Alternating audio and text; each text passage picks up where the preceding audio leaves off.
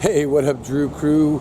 Hope you're having a good week. Welcome back to another video. Today, I am actually in a little town.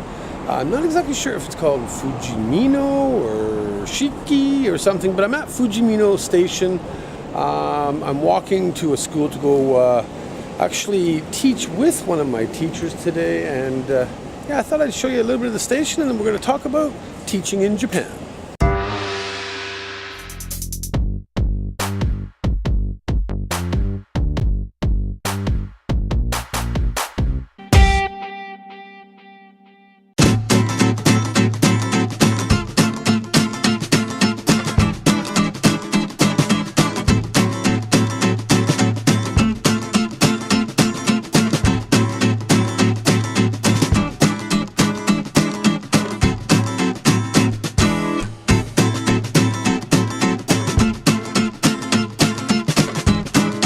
Okay, so there wasn't much to show around the station.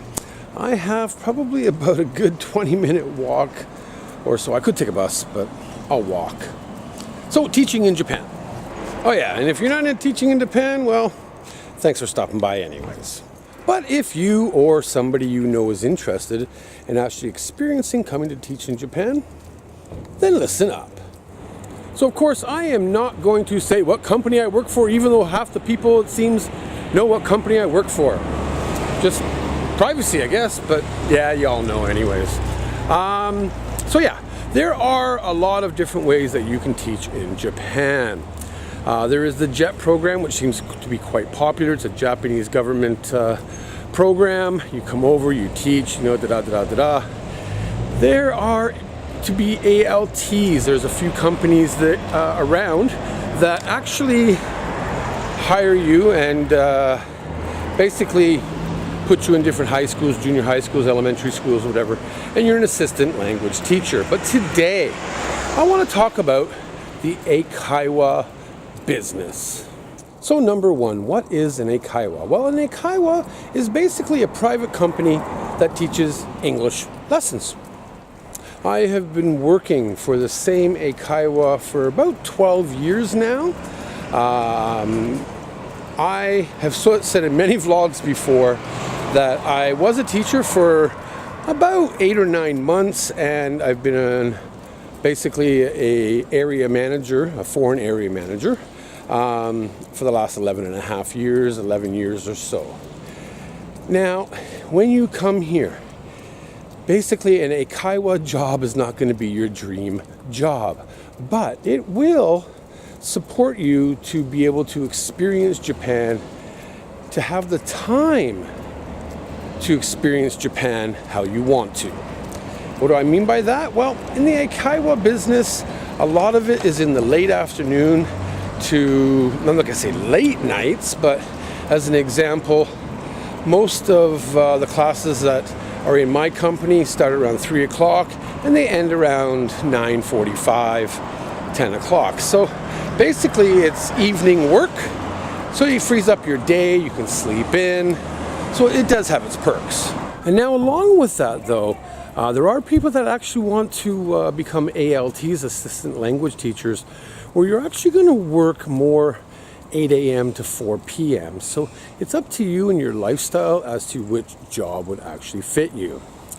Now, ALT work. The average right now is about 240,000 yen to start. Back in the 80s, it was freaking amazing money. But obviously with recession and the problems and the times over the years, it's kind of lowered.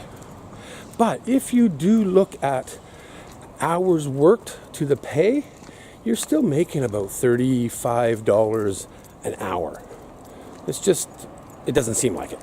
There are a lot of companies out there that will start you off at a certain wage, $2,400 to $2,500 a month. After so long, you will get pay increases every month, from 24 to 25, 25 to 26, something like that. Damn trucks. You also usually get a yearly bonus. Now, the bonus can depend obviously on which company you are. As long as you finish a full contract, usually you qualify for a bonus also. And the big kicker here, which I love about Japan, compared to back home, is all your traveling costs are covered every month. Basically, you pay for, it's now September, so I will pay all my September traveling, and I'll get that back on my paycheck. So that's pretty good, because I remember back in Vancouver, I would drive and probably spend $150 on gas. I never got reimbursed. So far you're still with me. How to get an Eikaiwa job? Well, first off, there are visa requirements. Honestly, the easiest is if you are married to a Japanese spouse, basically you can do any job you want. But if you are applying from overseas, you need to have a university degree. It's part of the Japanese law in order to get a work visa and company sponsorship. Then I believe you have to get a certificate of eligibility. And obviously, get a job. Now, there are a lot of Eikaiwas out there, or Eikaiwa style places that are good and bad. I think every company that I know in Japan has its pros and cons. So you can say what you will. The ultimate goal is, if you want to come and teach here in Japan, you need a work visa, you need to get hired, and you need to go through a training program. A lot of people that I have met over the years, and I've probably managed close to 300 teachers now, is a lot of them don't really have an education background in teaching. But that's okay. If you have a good personality, you can speak good English. With my company, you go through a 2-week training program. It's quite intense. You go into your area, you have a manager like myself to help support you, and it's actually quite a satisfying job. In my experience as a teacher, I really got a lot of satisfaction out of seeing students learn. It's really cool. As an example, I was in a school Monday, a few days ago, and I saw some girls that were about 16 years old. And I remember when they were 7 years old or 5 years old. They were in the the lowest level class, and now they're in one of the highest levels, and they can actually form sentences, speak in English, communicate. It's pretty cool to see how students actually grow and evolve into becoming global citizens. It's pretty awesome. The one thing, because I live here, because this is my job, a lot of teachers, they like coming over to experience teaching to make a few bucks to travel around Japan. And that's the big thing, I think, is actually traveling around Japan on your days off and stuff. It's a good opportunity. With some companies, when you're teaching, you're actually teaching in a location alone. So through the training program, you learn how to look after a classroom of 6 or 7 students at a time, whether they're 4 or 5 years old or 10, 12, 16 years old, it doesn't really matter. You learn a lot of classroom management techniques and stuff.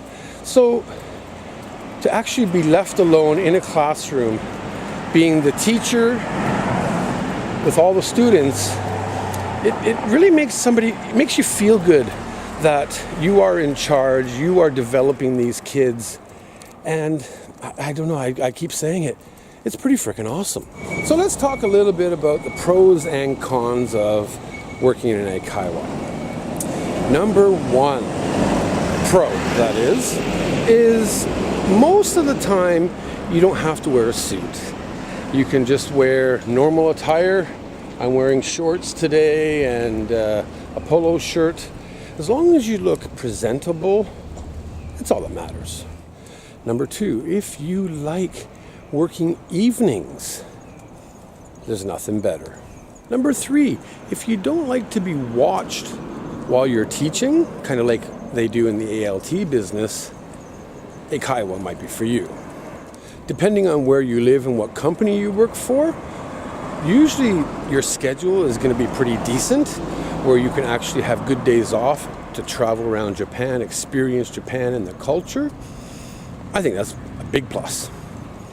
This is kind of like a plus or a pro and a con, but per hour's work, you make a decent wage.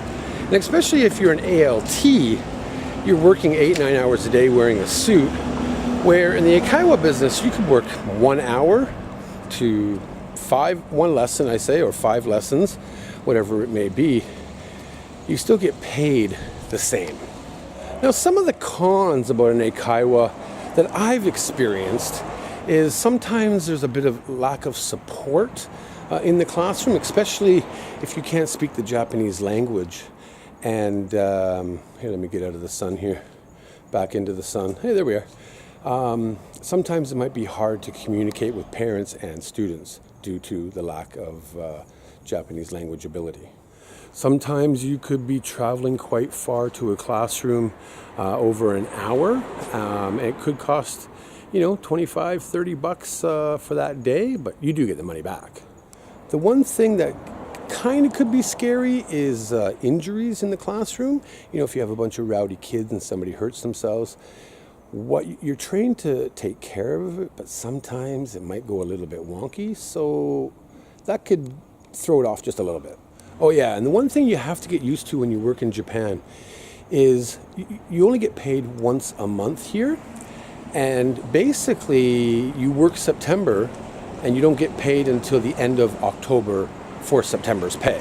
So you kind of have to wait a little bit for your paycheck. All right, guys, I'm hitting my school here. Well, not my school, but my teacher's school. And I'm going to go in and check out the classes, so on and so forth. I'll be back right after the lessons.